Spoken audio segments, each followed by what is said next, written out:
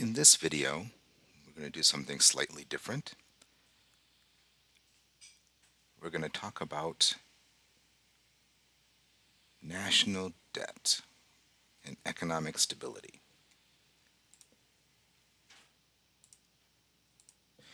So historically,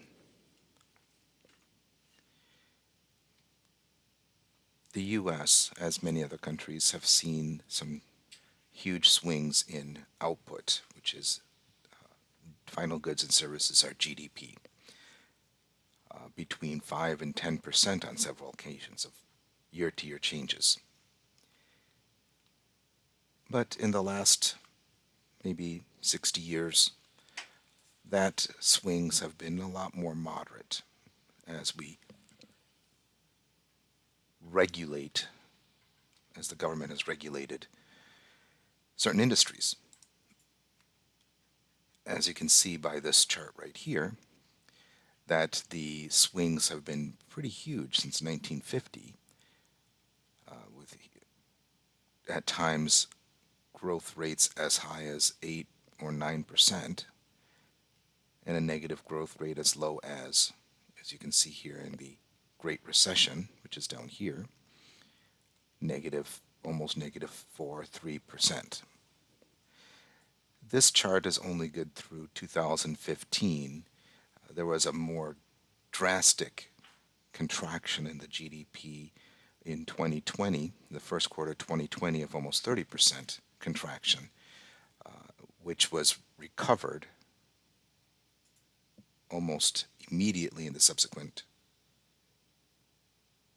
quarter, which was the second quarter of 2020, when the economy started to stabilize a little bit and recovering from the great pandemic, the COVID-19 pandemic. Much of the stability has been based on monetary policy, which we discussed in chapters 13 and 14, rather than fiscal policy, which we discussed in chapter 12. So the goals of a stabilization policy is to have a stable growth of real GDP, stable level of prices, and a level of employment or a low level of unemployment. In fact, that the prices, which is inflation rate, and unemployment rate is two of the goals both of the Federal Reserve and of Congress, using either fiscal policy, which is Congress toolkits, the taxes and government spending, and monetary policy by the Federal Reserve of interest rates, required reserve ratio, and open market operations.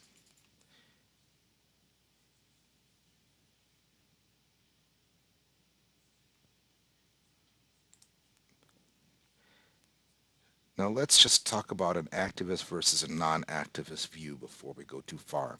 An activist view is that policymakers respond to economic conditions and changes in those conditions with policies that promote economic stability. And so that is an active process.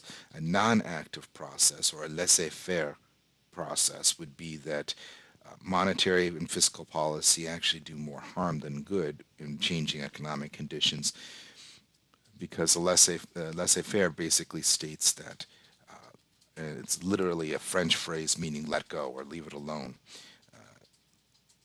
Leave to do as it happens, that the economy functions independent of the government, and government intervention in the markets is a bad thing. It pushes the markets in the wrong directions and so it actually promotes these huge swings, not promotes the smooth transition from peak to peak in the business cycles.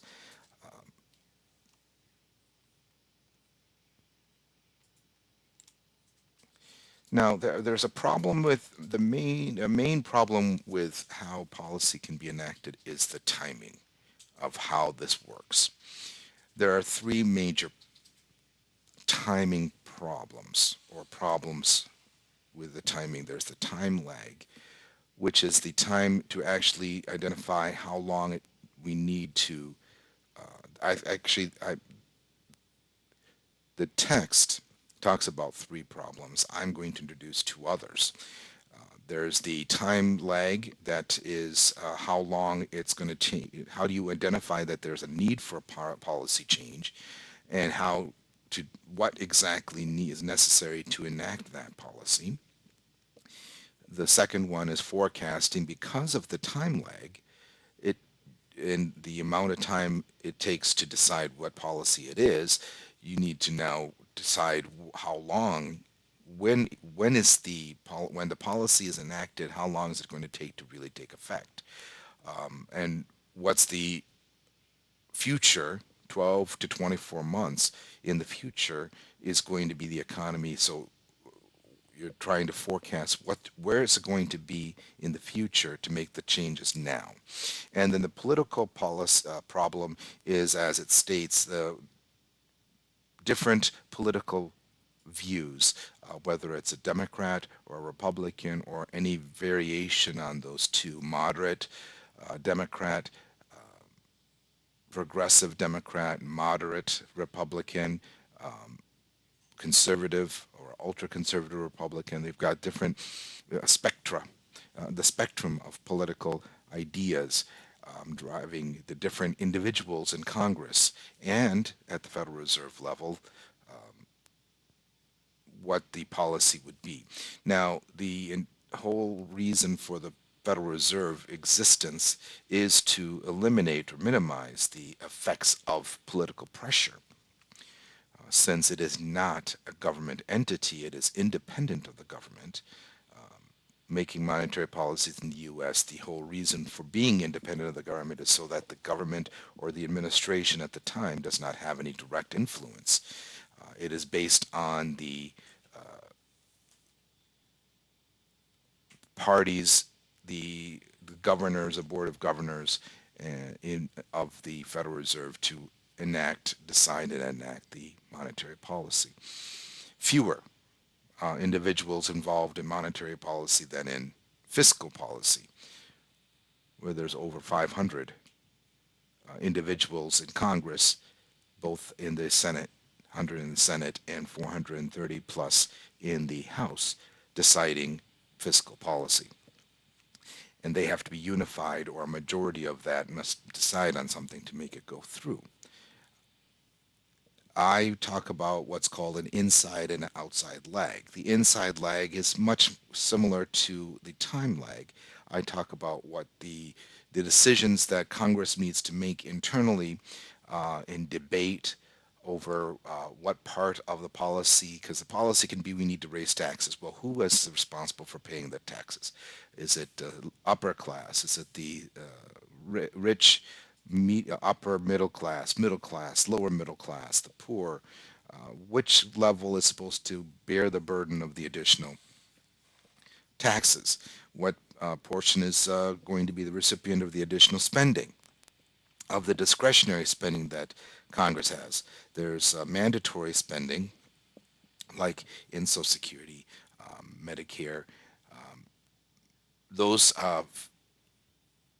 mandatory spending is hardwired into the budget and must be spending on those social services must be spent. But part of the budget, in part of the budget, is spending on other what's called discretionary spending. Military spending is part of it, which includes space exploration, by the way, is under the auspices of Department of Defense. But in addition to that is all the battles, wars, troop deployment we have outside the United States, the military planes that are bought, tanks and trucks and jeeps and all those things that are spent to maintain our military and our common defense, quote unquote, from our Constitution. those are just still considered discretionary, and that's where the spending happens. But there's additional spending that is for social programs that can be are at a discretionary level. What part of that can be spent? How much is spent? How much? Who is able to receive that? Tax credit or changing of taxes to benefit one group or another for some reason or another is also a form of spending because it reduces revenue. So changing taxes, increasing spending, decreasing spending, those are inside lags. And the outside lag is how quickly does this policy, once it's approved and enacted by Congress or by the Federal Reserve, how soon is the public, are the markets going to respond to that? In times past, if we're looking back to the 50s, 60s, 70s, 80s even, that outside lag was much longer than it is today. As soon as the announcement happens, even anticipatory movements of markets, whether it's pricing, inflation, resource market, or the factors market, the products market, the loanable funds market, the exchange market, all those markets, as I said before, economists like to use the word market, market, market, market. These are influenced immediately as soon as the decision is made. So it tends to, or anticipation or expectation of a decision being made is also how markets will work. So in fact, because of the anticipation of a decision, policy change, the outside lag may be shorter than 12 to 24 months. But at the same time, a policy enacted and is embraced by the markets one way or the other, whether the markets react positively or negatively to that information, can still have a far-reaching and longer-term repercussions.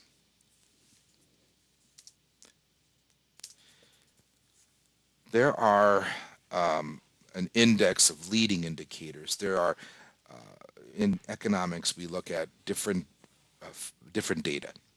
There's lagging indicators, concurrent indicators, and leading indicators.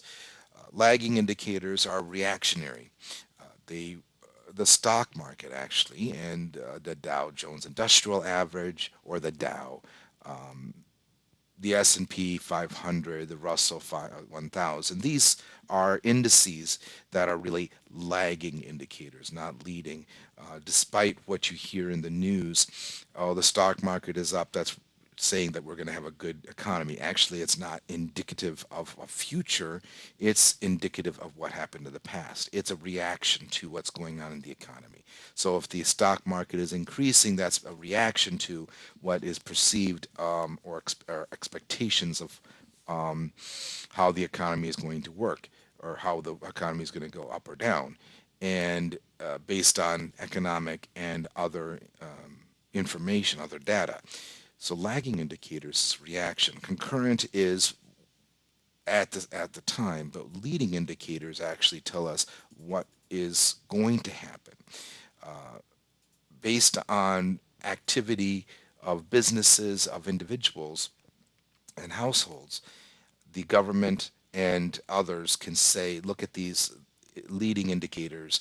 Among them are new home starts, unemployment rates, consumer credit, commercial credit, durable goods. These are some of the leading indicators that are show that what businesses and individuals are doing to prepare themselves for what are their expectations of the economy. That not necessarily individually they do not mean much, but as a whole, as an entire boiled down index of all these variables and indices is a good forecasting tool and has been used for many, and it's basically has correctly forecasted 8 of the recessionary periods between 1959 and 2015. Um,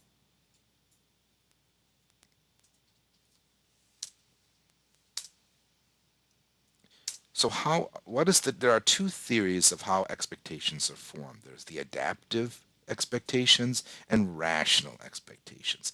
Adaptive is basically uh, forming an expectation based on recent past data. Past performance does not predict future results. Unfortunately, that's the contrary point to what adaptive expectations are. Well, it worked in the past, it's going to work in the future. So inflation is 2% last week. It's going to continue to be 2% because it was 2% last week. So I'm not expecting it to go up. Um, it's merely the data from the recent past that's going to influence your decisions in the future. Rational expectations actually take more than just data from the recent past. It includes current policy um, and more pertinent information, fundamentals of the economics to make more of a rational or thoughtful decision of what the future is going to hold. So according to the adaptive expectation hypothesis, you expect a future rate of inflation to lags behind the actual rate because because the past rate was lower. So again, you're looking at past data to predict future data or future results. Under rational expectation, though, people don't make what's called systemic errors. Systemic error is an error that affects the entire system because people use rational expectations, make their own decisions based on more than just the immediate past. They take all this other data into consideration. For example, people will not systematically underestimate the effects of an expansionary policy because the expansionary policy will affect me on a microeconomic level more than my neighbor. So I will make my expectation based on that. But if we're all using an adaptive expectation, we're all going to say, well, even though it affected my neighbor or my a competitor in the market more than me, we're all going to decide the same. That's a systemic error. So the differences between the two theories, adaptive is correct, then people will adjust slowly. For example, with adaptive expectations, when expansionary policy leads to inflation, there will be a significant time lag before people come to expect the inflation and incorporate it into their decision making.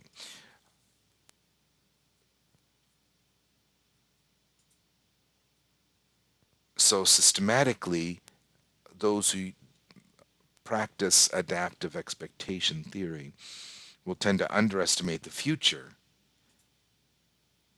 which is contrary to rational expectation. If you're expecting the future, everyone will expect the same because they're using the same adaptive expectation and the same um, data.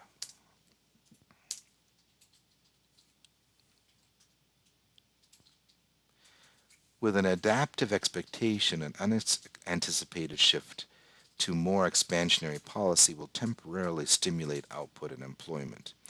But with a rational expectation, the decision makers do not systematic make these errors, and therefore the impact is unpredictable.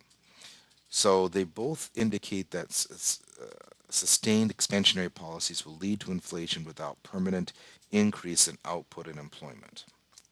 For instance, we're looking here at the LRAS, SRAS, and the AD. This is ADAS model.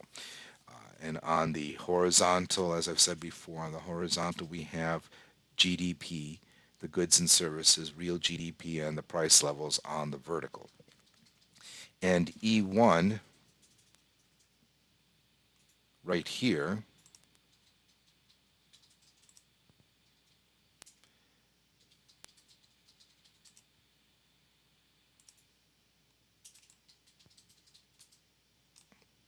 is the current inflation or current prices and current level of employment, current level of GDP. So that is the balance. You see that all three, long range, short range, and the aggregate demand, all meet right here at this blue circle here, or blue oval. With an adaptive expectation, uh, with the there's an expectation that prices will increase. Therefore, there will be an increase in productivity and a increase in employment to this level right here. The Along this short run aggregate supply. What will happen then is that after this quick, just like an elastic rubber band, you can expand the rubber band, but it will always come back to its original position. And that means that this will eventually come back down to this level, which is the original point. It will flow back and forth along the short run aggregate supply.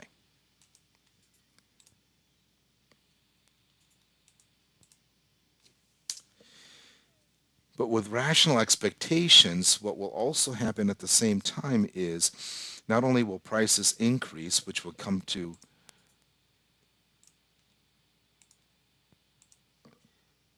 we start from here again.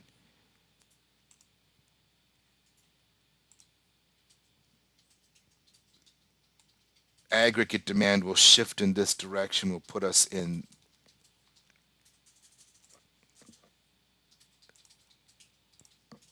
this spot right here. But what would happen is, although prices are increasing, then also supply side will have an increase in costs at the same time. So resources, the factors market will increase cost at the same time that products market will increase. So both markets will increase at the same time, not at the same rate necessarily, but at the same time. And because they both will move because of the expectation, the rational expectation of businesses, they're going to increase their costs so that the supply side will increase, which will make a further increase and shift in this direction of the aggregate supply curve and will put us at this new level. So in net, what net has happened is that we've increased prices from P1 to P2 over time.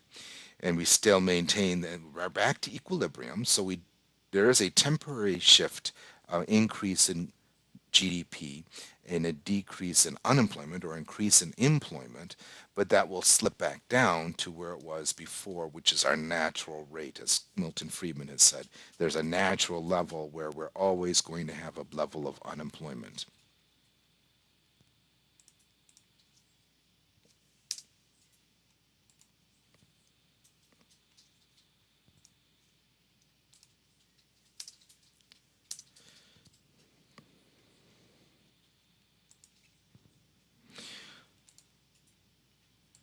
So what is this national debt that we're talking about here? It's important because of the ramifications for future generations, not only for us, what's going to happen. The national debt is the difference, or it's growing because of the difference between what the federal government is spending versus what it's bringing in. That's called a budget deficit. The tax revenue and any revenue that the government is receiving minus what it's spending, that if it's positive, then it's a surplus. If it's a negative, it's a deficit. And these deficits have to be made up through borrowing. And that borrowing is through the sale of government bonds, government treasury bills, the treasury sells this to generate this money back in. This actually, previous to the 1980s, this has been pretty balanced. And I think I can show you how much of a difference between the budget deficits have been over time. But in the 80s, under President Ronald Reagan, budget deficit became more of a staple of how the U.S. the federal government works versus always making sure we are balanced, and that has created a larger debt for the U.S. The only time that the U.S. in the last 50, almost 60 over 60 years, there's been only one instance that the U.S. government has had a surplus, and that was in the latter half of the 90s to 2000, where we had a budget surplus during President Clinton's second administration, second term, and until the beginning of George Bush Jr.'s first term, where he turned around, seeing that we had a budget surplus, and gave that money back to all of the citizens, all the taxpayers. So we all got a $600 check from the government in the beginning of 2001, because we had a budget surplus. And then right after that was the beginning of the terrorist attack on 9/11. That happened also 2001, September. And we went to war in Afghanistan and Iraq, which we are, at the time of this recording, still in both countries to this date. So it has been over 20 years, and we're still, about 20 years, and we're still fighting or have a presence in both these countries. So that's part of that defense that I mentioned before. We're spending money for that, and that continues. Now, you also note here that we had a huge deficit spending during President Obama's administration because of the Great Recession that starts 2007 and lasts till about 2010. The government, to get the people out of it, had done a lot of enacted certain policies, a lot of expansionary policies, most particularly a lot of spending, government spending programs, or conversely, not and reduction in taxes through tax credit. There was the Cash for Clunkers program, where individuals who were to turn in their lower gas mileage car for a higher gas mileage car, were able to receive a tax credit. There was the first-time home buyers credit, because the housing market had a high supply with low demand. So to stimulate more supply or more demand, the government offered a tax credit to new home buyers, not existing home buyers. It was then expanded later to incorporate those who had maintained a good payment schedule and credit with their mortgage lenders, to also refinance at low interest rates and with little to no income verification, so they can refinance at a lower rate, since they had received their loans at a higher rate and the interest rates were down. These were a couple of programs that were reduce the revenue that the government received, which is akin to spending that money. Reduced revenue, so that was a tax benefit. There was also other spending programs, expansion of unemployment, extending unemployment a couple of times because of the high unemployment we had during that time. These were several expansionary programs, specifically policies that specifically targeted those citizens of the U.S. that were struggling during the Great Recession. And of course, that caused a huge deficit. If we expanded this further to incorporate 2020, which we're still accounting for, uh, the federal government still doing the accounting for what happened in 2020 more accurately. We have also an increased deficit, increased the debt quite a bit because of the pandemic.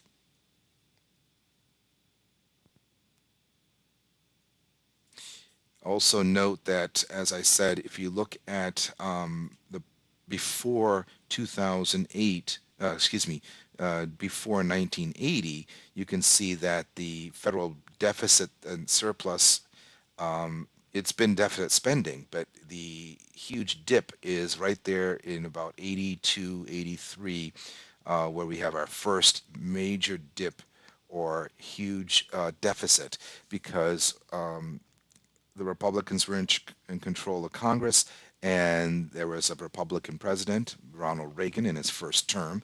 He was elected in 1980, so he was inaugurated in 1981, and he cut taxes to the upper middle class and the rich, the upper 40% of the economy, of the income levels, median income households, and he slashed taxes quite a bit for them and for corporations, which reduced the tax revenue. Without a significant change in lower tax brackets, but he cut taxes, and that made him very popular. But at the same time, it also increased, and it was the largest increase in deficit in the 15 years previous, almost 20 years previous. In the late 70s, 74, 75, 76 was in because of stagflation. We had high inflation and high unemployment. The government went in to try to spend and do some stimuli, some expansionary policies to reduce that, but the stagflation was caused by a supply shock, where aggregate supply actually shifted quite a bit to the far left, which increased prices and decreased production at the same time. And because of that, there was high unemployment and low employment, high unemployment, and high prices. That's stagflation due to the oil embargo of the 70s, which continued. And the federal government maintained a lower reaction to fiscal and monetary policy until it came to a head and had to enact some deficit spending to combat the stagflation, which it eventually did, and that was Volcker. He was the federal chair of the Federal Reserve during that time, and that brought us back, reduced the inflation very quickly in a span of 2 years. Within 2 years, from double digit to uh, below 10%.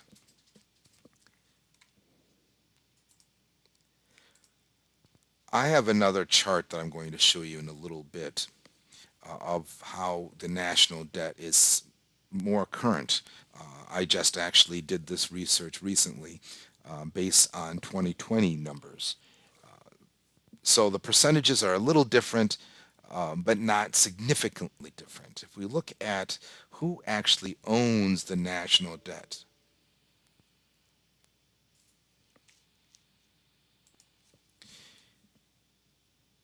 the Federal Reserve Bank in this chart has about 14.8 or about 15% of national debt, which is again issued by the Treasury Department. Other government agencies about 27.7, and private investors, that would be businesses that are private pension and 401k programs. These are actual commercial banks and other banks that own treasuries. We call them treasuries. Individuals that have bought into U.S. savings bonds that really don't exist anymore but still hold them. These are all debt that of the federal government to use that money for its deficit spending. At this time, it was almost $19 trillion. Currently, it's $28 trillion, or about $10 trillion more. In the 6 years, 5 years since this slide, 5 plus years, it has increased 10 trillion, quite a bit, and a lot of that actually has been very much lately. Of the 57.5% that is of private investors, about 42, 43% is held by us, and about 57.2 are of foreign investors. Again, I'm going to show you in a moment a different way of looking at this. Hold on. In this chart is as of April 1st, 2021, the national debt was exactly, and this was to the penny, for those of you who are very concerned about exactness, the national debt was 28,081,128,042,931. The numbers here below are different categories of foreign and domestic lenders. So who owns the debt? Well, currently, the Federal Reserve actually owns almost 11 trillion. If you saw, we saw on the, so it's 11 trillion, or $10.8 trillion is owned by the Federal Reserve. Other mutual funds, about 3.5 trillion. The Social Security Trust Fund, which is Social Security, is about 3 trillion.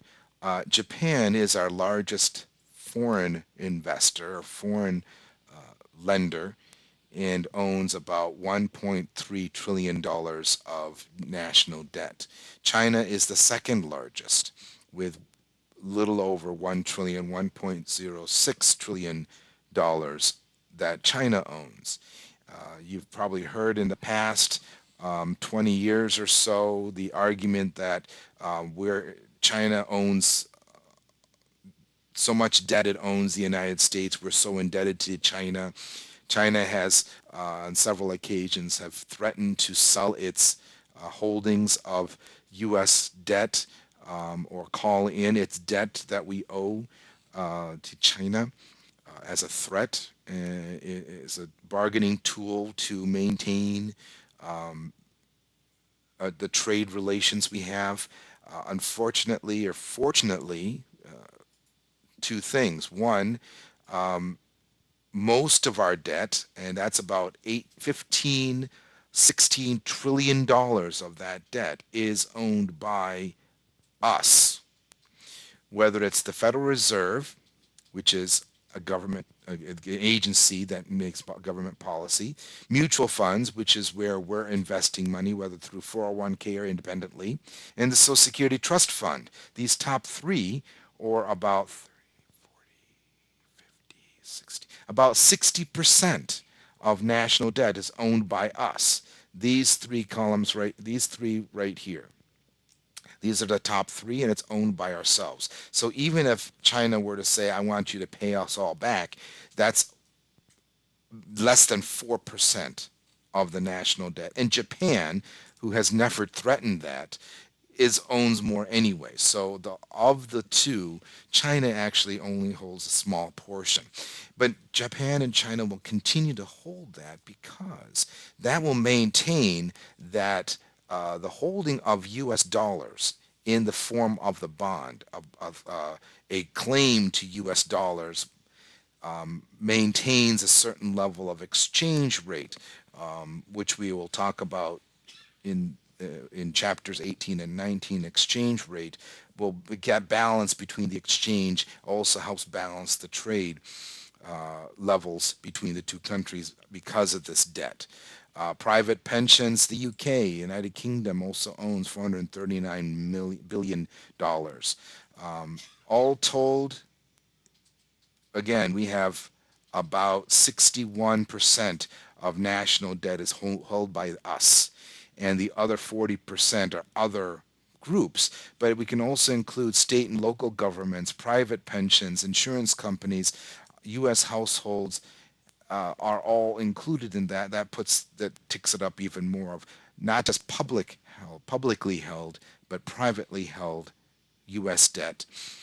Now, the current GDP, and this is as of the end of 2020. It's not until the end of April will we receive information on GDP for the first quarter, but our GDP is about $22 trillion. We have $28 trillion of debt. So obviously we are 128, our debt is 128% to over our GDP. That's not necessarily a good thing.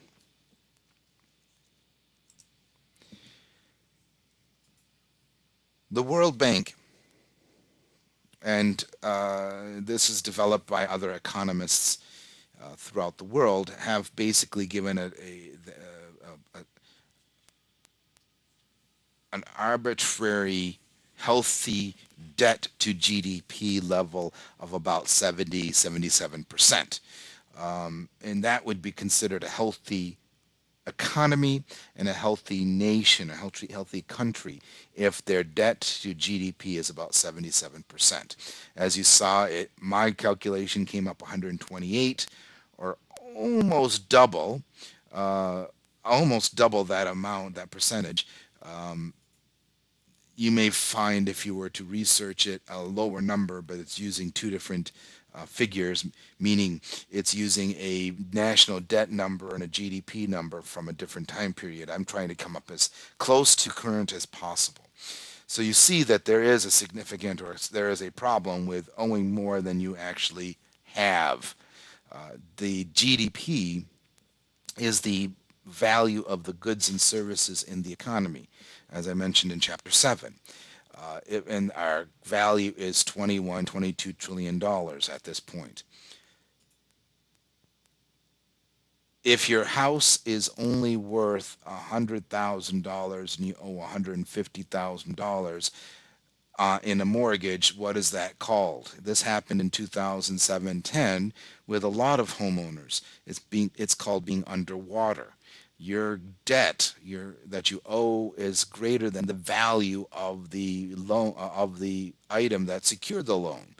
When you bought it, it was fine, but the value dropped, and a lot of property values dropped. Well, the value of the GDP in the United States didn't drop. We just borrowed more and more above it. So if anything was called in, if the bank said, I don't trust Professor Matthews in paying his mortgage anymore, he owes 150, and his house, well, it looks like his house is 100. Even if I take his house and sell it on the market, I'm not going to get all my money back. So Professor Matthews still owes $50,000 in his loan, versus what actually should have happened or did happen when they approved it. It was the reverse, that the house was worth more than the loan. So even if the bank had to sell the house, they would still make up that loan amount that was available. So being underwater, as the nation is not necessarily a good thing. Now, if it was any other country in the world, it would be a serious consideration, a serious problem. But this is the United States, which is still the largest economy in the world. $22 trillion of GDP is still bigger than any other economy, including China, which is about 16 trillion US dollars, equivalent to 16 trillion dollars. Yes, it's close, but it's still not the same size. And the history of the United States being a stalwart and actually a good investment nationally and internationally, the name is still there. Our fiat money is still valuable in the world.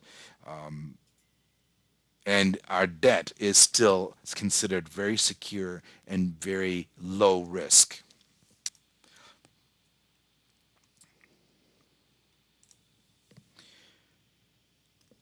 So it's as you see that the debt to GDP ratio in the United States is what I figured 128%, is still considered large by most any standard. But the standard that the nation or international standard that's been um, bantered about by the World Bank has been, and other economists has been, that a country should maintain about a 77% debt to GDP ratio to be considered a healthy nation, a healthy country. Obviously, we're almost double that. It's similar to a situation that was happening also in 2007-10 during the Great Recession, where property values dropped considerably, but mortgage loan amounts didn't. So what happened was property values that were one time 200, 200, $300,000 for a property were dropping down to 100. Yet the homeowner still owed 150,000. So when your property was dropped to now a value of 100,000, you owe 150, you're considered what? Underwater.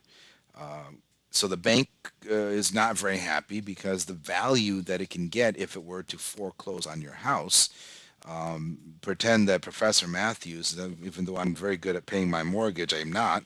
The bank is concerned about me continuing to pay that mortgage and decides to foreclose. They can't sell my house for more than 100,000 because that's the market value, but they are owed 150. So they lose because if I can't pay the mortgage, I'm not going to pay them out $50,000. That's being underwater. So the same situation here, the U.S. government has borrowed $28 trillion of money because of budget uh, deficits and spending deficits, and the value of all the product, goods, and services in the U.S. economy is barely $22 trillion. Now, even though it's almost double what is the standard, the international standard for a healthy debt to GDP ratio, it's the United States. And the United States is still considered a good investment. It is still the largest economy in the world. China is the second largest at about 15, $16 trillion. So we still, and it, you have a long-standing 200-year standing in the international marketplace with U.S. goods and services, with U.S. products as a net importer, as a value of dollar is still compared to other currencies, and the U.S. debt or an investment is very low risk in the United States. So buying a U.S. bond is low risk, but it's also low return.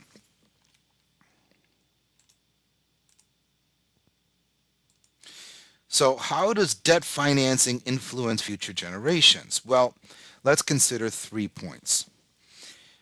The domestically held debt, which is about 42, 43%, as I mentioned in the previous slide. Future generations pay tax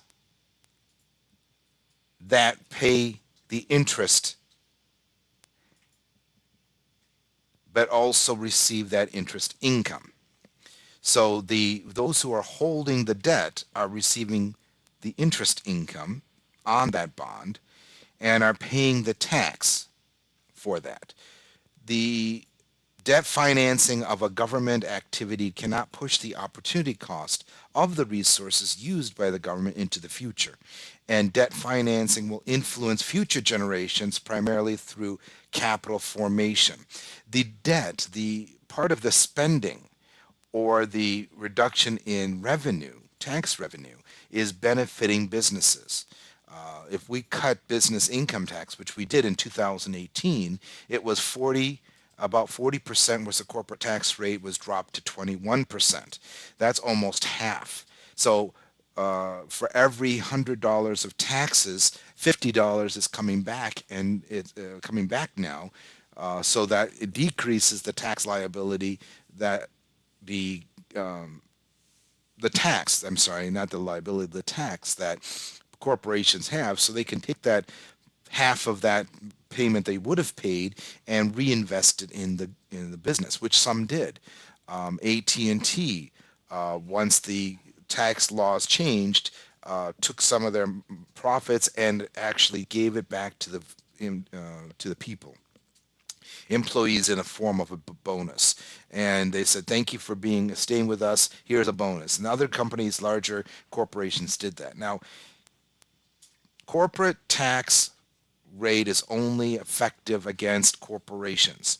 That's C corporations. S corporations do not pay a corporate tax rate. LLCs, limited liability corporations, LLPs, sole proprietorships, partnerships do not pay corporate tax. They pay income tax based on the individual owner's tax rate, plus with the addition of the net income from the businesses. So LLCs, S corporations do not have a corporate tax rate. The corporate tax rate only works for C corporations. C corporations are companies that have, amongst other things, a minimum of 75 stockholders. So you have to have 75 or more stockholders to file C corporations. The companies you think about when you hear about business, Walmart, Ford, GM, AT&T, these are some, not all, but some of the companies that you think about. These are C corporations. But the gas station down the street, which is a franchise, may be selling Shell or BP gasoline, is not owned by Shell or BP. It's owned by an individual who may have set up LLC and is not paying corporate taxes. Or the restaurant that you go to, not the McDonald's. McDonald's, some of them are owned, some of them are franchises too. But the restaurant you favor is also similar in that it does not pay corporate taxes. So borrowers from foreign accounts is about 57%. If foreign borrowing is used to finance the productive projects, future generations will inherit more productive assets that will make it possible for them to service the debt. Meaning, again, back to this growth, the part of this national debt is this deficit spending. The deficit spending is either spending on businesses or the reduced taxes that the businesses are paying. That money can go into reinvestment and growth. Part of that money that is not going to the government, or the government is spending in addition to or over and above the deficit, is being financed by foreigners. The foreigners are foreign businesses, foreign individuals, foreign accounts are financing our growth. And so we owe them, yes, but we owe them considerable less than we owe ourselves, by the way. If the borrowing from the foreigners is used to finance current consumption, the earnings from the additional capital will be insufficient to cover the interest payment. In this case, future generations are harmed by debt financing.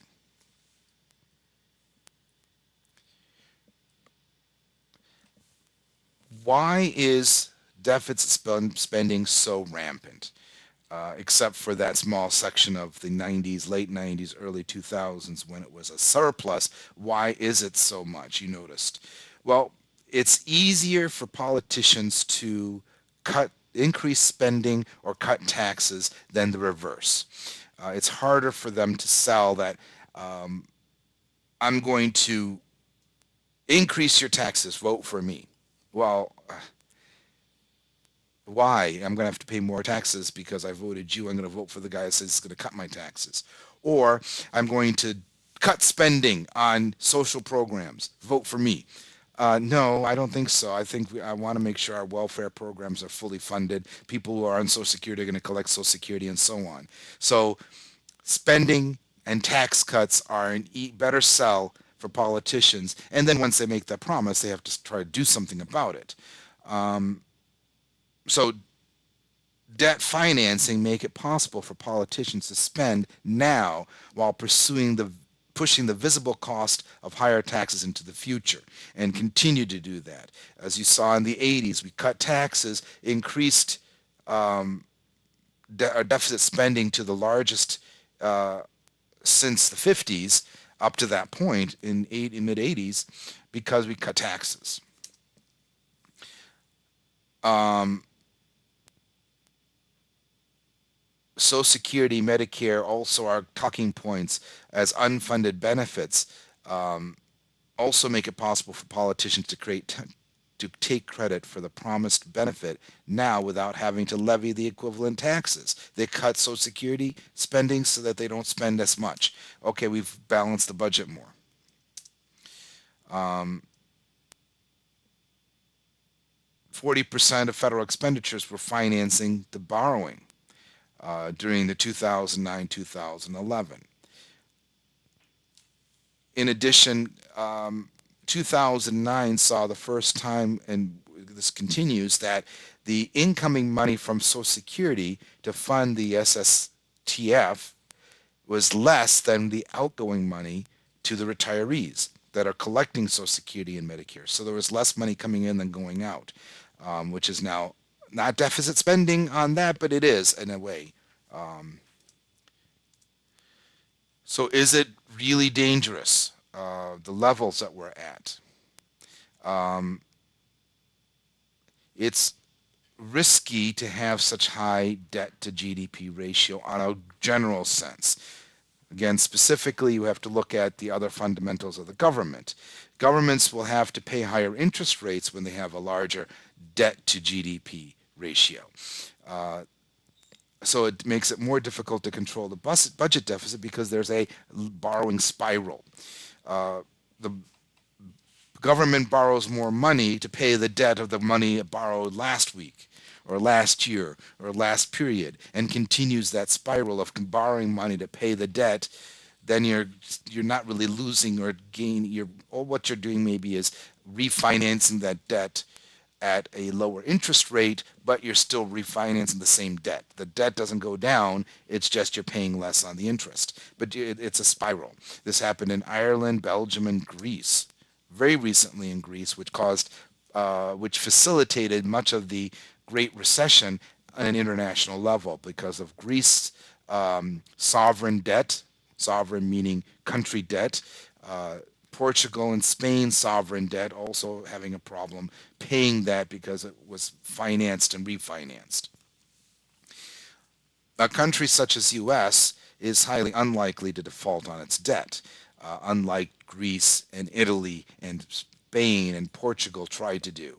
Um, what we do is because of fiat money, because of we were able to reprint, we just continue to print money to pay off this debt obligation. That's the quote unquote printing money, borrowing money to spend and keep spending, which you and I can't do. If we don't have the cash, we can't spend it. Or we borrow on our credit cards. That's what credit card spending is. So our demand for money, our money demand for transactions is greater than the cash that we have available, the supply. So we go to borrowing, and that's where, as I mentioned in 13 and 14, where the interest rate is a factor in the money market. The money market with the demand is higher, so because higher demand and low supply, then their interest rate has to go up to meet that demand, and that continues to raise interest rates. Another problem here, which is not mentioned so much in this chapter, but I want you to understand, is we're talking about the loanable funds market as well. And I've said before that they're kind of interchangeable, but not in this specific case. The loanable funds is that demand for money, and the supply, which is the interest rate. So we're spending more than we're getting in for income. Our demand for money is higher. Businesses are borrowing money. So, but the money supply is a set rate. Who else is borrowing money here? We have consumers borrowing money on credit cards. We have businesses doing commercial loans and borrowing money. But we have a third entity that is involved in the loanable funds market that is demanding money, and that's this U.S. government. And the difference here is I do not owe trillions of dollars, nor do I owe millions of dollars. I own thousands of dollars in debt, but I don't owe trillions of dollars. And businesses don't own owe trillions of dollars or borrow trillions of dollars. The government does. So the government is a large borrower. And the supply, so what it does is it goes into the market, the loanable funds market, to borrow money, whether it's the bond market, the stock market, or the loan market. All these markets are kind of the same, act the same. So in the bond market, which is still loanable funds, the government is taking out larger chunks of that supply, which pushes other people out. If there's only 10 apples on the plate and you've got Andre the Giant and you and me, we three people trying to grab for it, I think Andre the Giant uh, would probably grab most of those apples because he's such a big guy and he eats a lot of apples.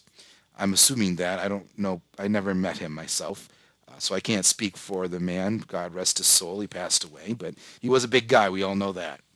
And he probably would grab all the apples in his hand because his hands were huge and be able to grab all the apples all at once. What happens is you and I don't get any apples. We have been crowded out of the apple plate, and supply of apples have been gobbled up by the huge, great big giant of a man, Andre the Giant. That's the same concept as I'm saying here. The loanable funds market, the bond market, is gobbled up by the federal government as it borrows more and more money. So as it increases its debt, it's crowding out and pushing the interest rate higher because it's taking that supply away and shifting that supply curve away from you and me, from businesses. So that's called a crowding out. That's also what happens here. So not only is the government by increasing the amount of money, by printing more money, causing more inflation because there's increasing that. It's also taking that money out of the marketplace and pushing the interest rates up through the crowding out effect.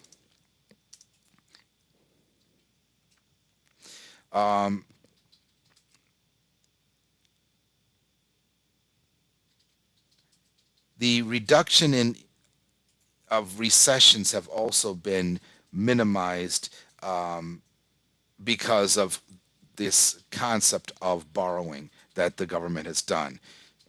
The U.S. economy was in recession 32% of the 33% of the time during 1910 and 1959, which is about 50 years of time.